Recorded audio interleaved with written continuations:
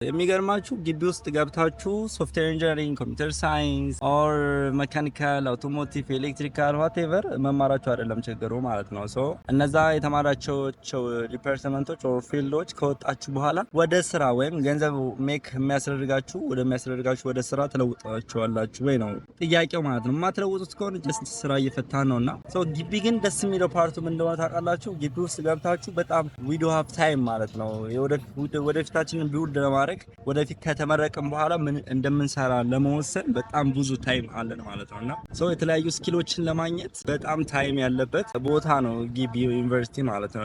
ፊልዳችን ወር ምንማር ዲፓርትመንታችን ላይ ብቻ ታይማችንን ዌስት ካላደረግን ውጪ ከምናገኘው አክሰስ ይልቅ ግቢ ውስጥ የምናገኘው ኢንተርኔት አክሰስ በጣም ብዙ ነው። በጣም ብዙ ሰርች ማድረጎችን ሰርች ኢንጂንን በጣም እናውቃለንና ሰው ሰርች አድርጎ በጣም ትልልቅ ስኪሎችን ቢውልድ የሚያደርግበት ከወጣ በኋላ ስለ ቢዝነስ የሆነ እውቀት ይዞ የሚወጣበት ግቢ ህይወት ነውና ሶ በዚህ ደስ ይላል። ዲፓርትመንት ላይ ብቻ ፎከስ አድርጎ ተመርቆ መውጣት ግን ጀስት በጣም አስጣሊ ነው ማለት ነውና ገንዘብ ሜክ ላታደርጉበት ወይም ስራ ሊያስይዛችሁ የማይችል አንድ ዲፓርትመንት ለሱ 5 ዓመት ዌስት ማድረግ ማለት ኢትስ ቢግ ሼም እና ሶ በዚህ ልክ ቼንጅ እናደርግ እስቲ።